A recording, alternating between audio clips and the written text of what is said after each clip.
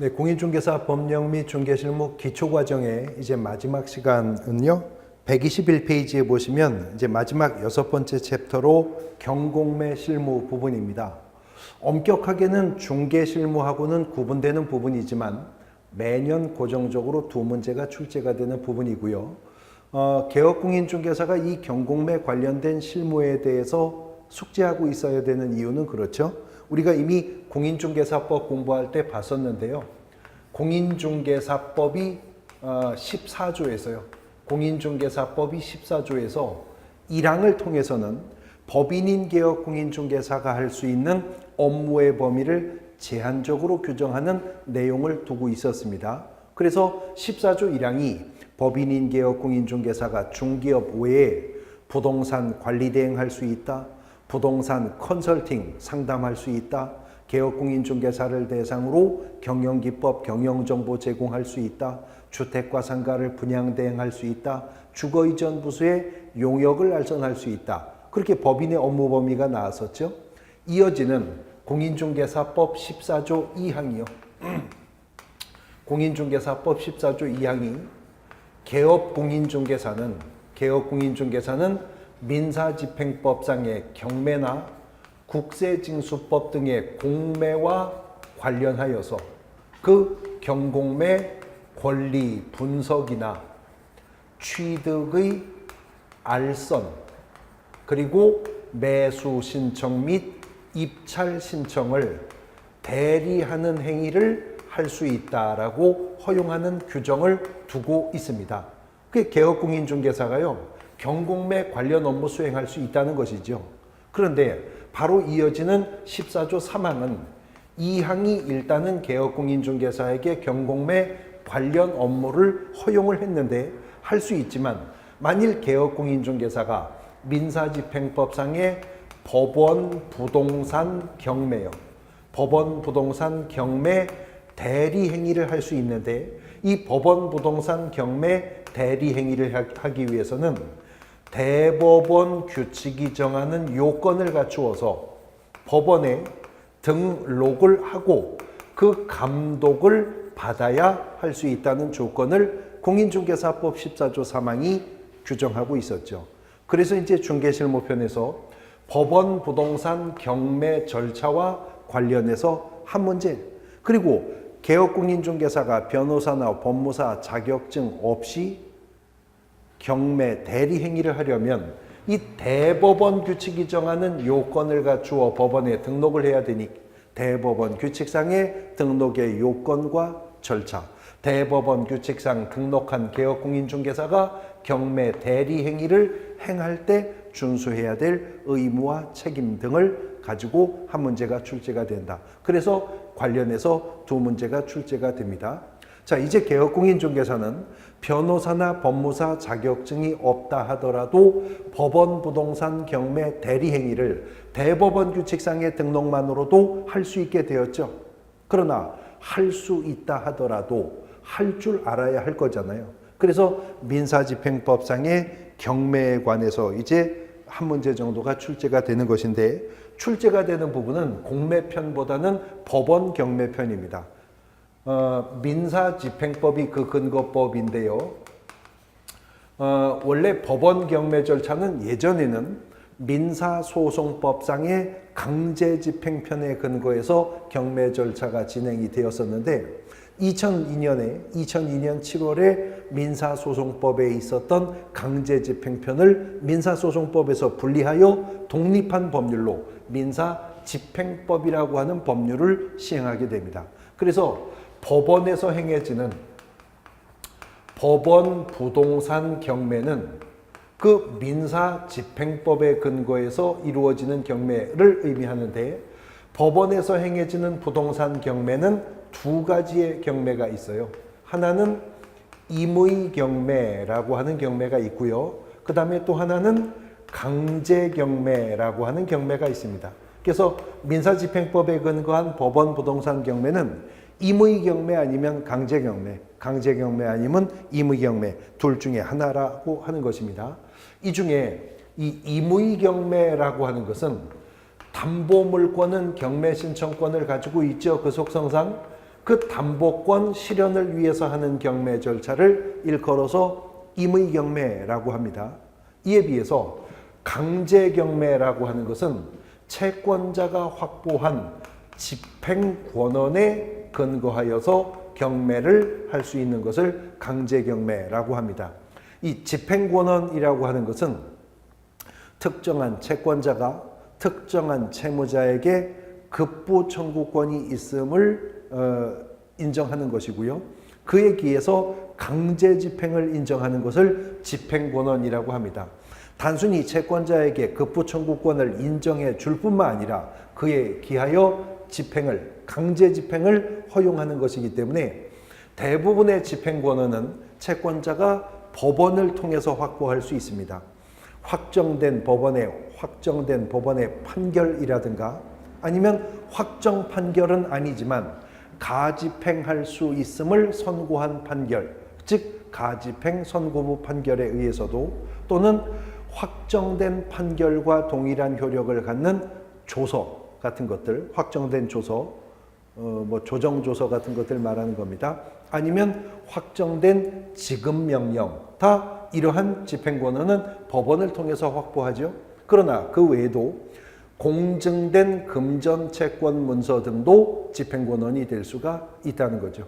그런 집행권원에 기해서 이루어지는 경매를 강제경매라고 합니다. 어쨌거나 담보권 실현을 위한 경매나 집행권원에 근거한 강제경매나 임의경매, 강제경매 다 민사집행법이라고 하는 법에 근거하여서 법원에서 행해지는 부동산 경매 처분이라는 점은 같은데 기초과정이지만 그러한 법원 부동산 경매 절차가 어떻게 진행되는지를 123페이지에 경매 절차편을 통해서 큰 틀로 흐름을 파악해 보도록 하겠습니다. 자, 123페이지에 경매 절차도 그 그림을 보면 먼저 경매 신청 및 경매 개시 결정부터 시작하는 거죠. 경매 신청할 수 있는 자가 법원에 경매 신청을 해야 됩니다. 경매 신청을 누가 할 수 있느냐 하는 문제는 임의경매냐 강제경매냐에 따라서 달라지겠죠. 임의경매 신청은 누가 할 수 있어요? 담보물권자가, 단 담보권자라 하더라도 원칙적으로 경매 신청하려면 담보물권이 존재하고 피담보채권이 존재하며 채무의 이행기가 도래하였음에도 그 채무의 이행이 없어야 하겠죠. 그러면 이제 담보권자는 저당권, 근저당권 등에 근거해서 경매 실행할 수 있습니다. 강제경매 신청은 누가 할 수 있겠어요? 집행권원을 확보하고 있는 채권자가 강제경매 신청할 수 있겠죠. 그들이 경매 신청하면 이제 법원은 경매 개시 결정을 내리게 될 것입니다. 그리고 그 사실을 등기 촉탁에 의해서 등기되도록 하겠죠. 그리고 나면 이제 그 다음 단계 화살표로 넘어가면 민사소송법상의 경매 절차와는 달리 이제 민사집행법의 경매에서는 경매 개시 결정이 떨어지면요, 집행법원은 배당 요구를 해야만 배당을 받을 수 있는 권리자들을 대상으로 배당 요구의 종기를 결정하여 공고하는 절차를 거칩니다. 그러면 경매 절차에서요, 배당을 요구하여야만 비로소 배당에 참여할 수 있는 권리자들이라면 법원이 결정하여 공고한 배당 요구 종기 전에 배당 요구를 했어야만 비로소 배당에 참여할 수가 있게 된다는 것이죠.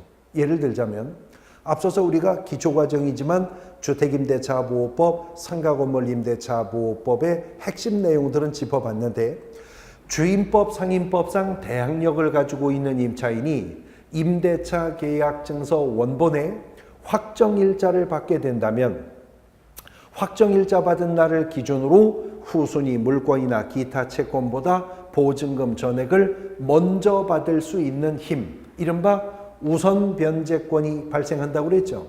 그러나 우선 변제권을 가지고 있는 임차인이라 하더라도 우선 변제권을 행사해야 우선 변제를 받을 수가 있는 것인데, 구체적으로 우선 변제권을 행사한다는 것은 당해 임차 주택이나 상가가 경매 처분되었을 때 법원이 배당 요구의 종기를 결정해서 공고하면 법원이 결정해서 공고한 배당 요구 종기 전에 배당을 요구하는 것을 말합니다. 배당 요구를 했어야 그 임차인이 확정일자 받은 그날을 기준으로 후순위 물건이나 기타 채권보다 보증금 먼저 배당받을 수가 있습니다. 또 아까 주임법 상임법의 기초과정 내용 정리를 하면서 영세 임차인들, 소액 임차인들은 확정일자가 없어도 대항력만 확보하고 있어도 최우선 변제권이 인정된다고 배우셨잖아요. 그러나 최우선 변제권을 가진 소액 임차인이라 하더라도 최우선 변제권을 행사해야 보증금 중 일정액을 가장 먼저 배당받을 수 있어요. 최우선 변제권을 행사한다는 것은 법원이 결정해서 공고한 배당 요구 종기 전에 배당을 요구하는 것을 의미합니다. 그래서 배당 요구해야만 배당을 받을 수 있는 권리자들은 배당 요구 종기 전까지 배당을 요구하도록 배당 요구의 종기를 결정해서 공고하는 작업을 한다는 거죠. 그리고 나면 이제 매각을 준비합니다. 매각을 준비한다는 것은 경매 물건을 환가하기 위한 절차에 착수를 하는 것이죠. 감정인을 통해서 경매 물건을 감정케 할 것이고요. 감정 가격을 토대로 여기서 이제 최저 매각 가격도 결정을 하게 될 것입니다. 이렇게 매각 준비를 하게 되면 이제 매각과 매각 결정 기일에 대해서 매각과 매각 결정 기일을 지정해서 공고하고 이해관계인에게 통지하는 절차를 거치게 될 것이라는 것이죠. 그리고 나서 이제 매각을 실시할 것인데 지금 민사집행법상 매각을 실시할 때에는요. 그 집행법원의 선택과 판단에 따라서 호가제 방식으로 매각을 할 수도 있고요. 기일 입찰의 방식으로 매각을 할 수도 있고 최소 일주일로부터 최장 1월의 기간 중에 기간을 정해서 기간 입찰의 방식으로 매각을 할 수도 있게 될 것이라는 겁니다. 그거는 민사집행법상 집행법원의 선택과 판단에 따라 정할 문제입니다. 이렇게 해서 매각을 실시합니다. 그러면 이제 이 경매 절차에서 매수 신고하는 자들은 이른바 입찰표를 작성해서 제출하겠죠. 이렇게 입찰에 참여하게 될 때에는요. 입찰 보증금을 제공해야 됩니다. 입찰 보증금이 얼마냐면 10%입니다. 근데 무엇의 10%냐? 이게 자주 시험 문제에 출제가 되는데 지금 민사집행법에서의 입찰 보증금 10%는요. 최저 매각 가격의 10%가 입찰 보증금이 됩니다. 그러니까 예를 들어서 최저 매각 가격이 1억 원이었었다면 2억 원을 매수 신고하는 자라 하더라도 입찰 보증금은 1,000만 원 제공하면 되는 겁니다. 최저 매각 가격의 10%가 입찰 보증금으로 되는 거니까요. 문제는 매각을 실시했는데 최저 매각 가격 이상으로 매수 신고하는 자가 없을 수도 있죠. 그렇기 때문에 민사집행법에서는 1기일 2회 입찰이라는 제도도 도입을 했어요. 즉 처음에 매각을 했는데 최저 매각 가격 이상으로 매수 신고한 자가 없다. 그래도 바로 유찰 선언하지 않고 그날 오후에 최저 매각 가격 유지를 하고 다시 한번 매각할 수 있는, 그래서 1기일 2회 입찰이라고 하는 제도라고 말하는 건데요. 그런 제도도 신설했거든요. 그럼에도 최저 매각 가격 이상으로 매수 신고한 자가 없다면 여기서 경매는 유찰되었으니까 원점으로 돌아가겠죠. 다시 경매 절차가 진행되어야죠. 이것을 새매각이라 합니다. 유찰이 되어서 이렇게 새매각 절차가 진행되면 종전의 경매에서의 최저 매각 가격으로는 매수 신고자가 없으니 최저 매각 가격을 다운시켜야 될 것이잖아요. 이른바 저감률 적용한다라고 하는데 통상적으로는 20%, 집행법원에 따라서는 30%가 저감되는 경우도 있을 수는 있습니다.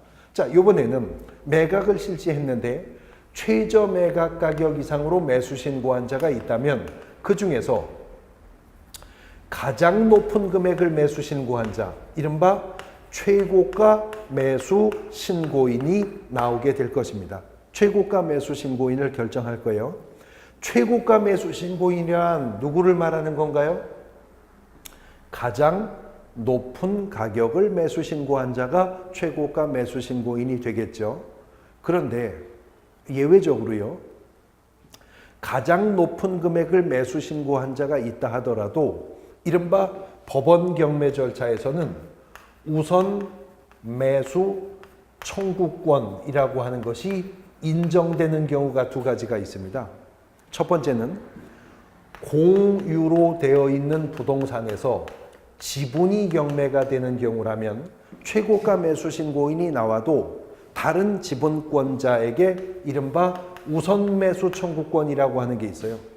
그 동일한 금액으로 내가 매수하겠다라고 하는 우선 매수 청구권이 있습니다.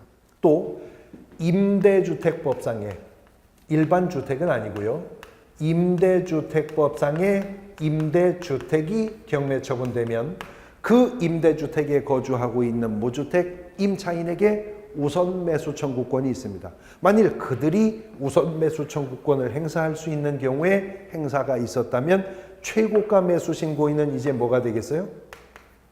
차순위 매수 신고인으로 지위가 떨어지게 되겠죠. 그렇지 않은 경우라면 가장 높은 금액을 매수 신고한 자가 최고가 매수 신고인이 될 것이고요. 이렇게 최고가 매수 신고인이 결정이 되면 집행법원은 이자에게 매수를 허가할 것인지 불허가할 것인지 매수 허부 여부를 결정하게 된다는 것입니다. 예를 들어서요, 농지법상의 농지가 경매 물건일 경우에는요, 최고가 매수 신고인이 되었다 하더라도 집행법원에 농지 취득 자격 증명을 제출해야만 매수 허가 결정받을 수 있어요. 농지가 경매 물건으로 나왔는데 최고가 매수 신고인이 된 자가 결국 시구운면자에게 농취증을 발급받지 못했다. 그래서 농지 취득 자격 증명을 집행법원에 제출하지 못하면 집행법원은 매수 불허가 결정 내릴 겁니다. 이렇게 매수 불허가 결정이 떨어지면 다시 경매 절차는 새매각 절차로 진행될 것인데, 아까 유찰되었을 때 돌아가는 새매각 있죠? 그때는 최저 매각 가격에 저감이 있었다고 그랬습니다. 그러나 매수 불허가 결정이 떨어졌기 때문에 새매각 절차가 진행될 때는 종전 매각 조건 그대로 유지하여 경매 절차만 새롭게 시행되는 겁니다. 만약에 최고가 매수 신고인에게 법원이 매수 허가를 결정했다면 이 경매 목적 물건의 이해관계인들은 왜 이자에게 법원은 매수를 허가했느냐, 그래서 항고할 수 있습니다. 매수 허가 결정에 대해서. 단 무분별한 항고의 남발이 경매 절차를 지연시키는 부작용을 낳고 있었기 때문에 매수 허가 결정에 대해서 항고하는 자는 항고 보증금을 공탁하도록 하고 있거든요. 근데 항고 보증금도 10%입니다. 아까 입찰 보증금도 10%였었죠. 항고 보증금도 10%입니다. 문제는 무엇의 10%냐가 다르기 때문에 이게 자주 또 시험 문제에서 출제가 되는 것이거든요. 입찰 보증금은 최저 매각 가격의 10%라고 했었었죠. 그런데 항고 보증금은요, 매각 대금의 10%입니다. 매각 대금의 10%. 그러니까 예를 들어서 1억 원이 최저 매각 가격이라면 2억을 매수 신고하는 자라 하더라도 입찰 보증금은 아까 1,000만 원 제공하면 된다고 그랬어요. 근데 2억을 매수 신고한 자가 최고가 매수 신고인으로서 법원으로부터 매수 허가 결정을 받았는데 이해관계인이 이 매수 허가 결정에 항고하고자 한다면 그때는 항고보증금 얼마? 2천만 원이 항고보증금으로 공탁이 되어야 할 것이라는 것이죠. 만약에 항고가 없었거나 항고가 있었으나 각하되었다면 매수 허가 결정을 받은 자에게 집행법원은 대금 납부 기한을 정해 줄 것입니다. 기일이 아니라 지금 민사집행법은 기한입니다. 그러면 법원이 정해준 대금 납부 기한까지 매수 잔금을 완납하면 지금 이것은 민사집행법이라고 하는 법률 규정에 의한 물권 변동이니까 등기가 없어도요. 경락대금, 매수대금 완납하는 순간 확정적 권리 취득을 하게 될 것이죠. 근데 매수 허가 결정까지 받아놓고도 대금 납부 기한이 경과하도록 잔대금을 완납하지 못하면 이때는 차순위 매수 신고인이 있는 경우에는 차순위 매수 신고인에게 지위가 승계됩니다. 그런데 차순위 매수 신고인이 없거나 차순위 매수 신고인이 있었으나 그자도 대금을 납부하지 못한다면 여기서 이제 경매 절차는 다시 원점으로 돌아갈 것인데요. 이것을 재매각이라 합니다. 그러니까 새매각 절차와 재매각 절차는 경매 절차 진행되는 과정에 유턴 지점이 다르죠. 매수 허가 결정까지 받고도 대금을 납부하지 못하고 차순위 매수 신고인도 없거나 있었으나 그마저도 대금을 납부하지 못했을 때는 재매각 절차가 진행되는데 유찰이 되어서 돌아갈 때 새매각과는 달리 재매각 절차에서는 매각 조건의 변동 없습니다. 최저 매각 가격은 그대로 유지가 될 것이고 전 경매 절차에서 매수 허가 결정까지 받고도 대금을 납부하지 못한 자는 당연히 재매각 절차에는 참여할 수가 없겠죠. 그리고 그자가 전 매각 절차에서 입찰보증금 낸 거 있죠. 그것도 그자는 돌려받을 수가 없게 됩니다. 배당재단으로 그냥 흡수가 되어 버리게 될 것이라는 겁니다. 만일 법원이 정해준 기한 내에 대금을 납부하면 이로써 이제 그자는 확정적 권리를 취득하겠죠. 그리고 이자가 소유권을 취득함으로 인해서 말소가 되는 대상 권리들은 촉탁에 의해서 말소가 이루어질 것이고 권리의 순위에 따라서 이제 배당이 이루어지게 될 겁니다. 매수 허가 결정받아 대금을 납부한 자는 이제 인도 명령이나 경우에 따라서는 명도 소송 등의 절차를 또 통해서 이제 목적물을 점유 취득할 수가 있게 되는 거고요. 이런 절차에 개업공인중개사가 개입해서 권리 분석이나 취득의 알선을 할 수 있는 것은 물론이고 경매 대리 행위까지도 할 수 있다는 것이 공인중개사법 14조 2항 규정인데 그 조건이 사망이죠. 경매 대리를 하려면 대법원 규칙이 정하는 요건을 갖추어서 법원에 등록을 해야 된다. 그래서 마지막 단원이 127페이지에 있는 매수신청 대리인 등록에 관한 대법원 규칙입니다. 128페이지 보시면 등록의 요건입니다. 첫 번째, 공인중개사이거나 중개법인일 것. 지금 우리 기초서에 이렇게 나왔는데요. 실제 대법원 규칙의 그 조문을 보면요. 개업공인중개사로서 대법원 규칙상의 등록을 하기 위해서는 다음의 요건을 갖추어야 한다. 이렇게 말을 하고 나서 공인중개사이거나 중개법인일 것. 그렇게 나오는 거예요. 그러니까 그저 공인중개사라고 해서 대법원 규칙상 등록을 할 수 있는 게 아니라 개업공인중개사인 공인중개사이어야 합니다. 그 말은 소속 공인중개사도 공인중개사이죠. 그러나 개업공인중개사는 아니기 때문에 경매 등록할 수가 없는 것이고요. 거꾸로 중개보조원은 개업공인중개사가 아니고 공인중개사도 아니니까 말할 나위도 없겠지만 부칙상의 개업공인중개사는 개업공인중개사잖아요. 그런데 부칙상의 개업공인중개사는 공인중개사가 또 아니니까 대법원 규칙상 등록을 못한다는 거죠. 즉 대법원 규칙상의 등록의 요건은요. 첫 번째는 그 등록 신청하는 자가 공인중개사인 개업공인중개사이거나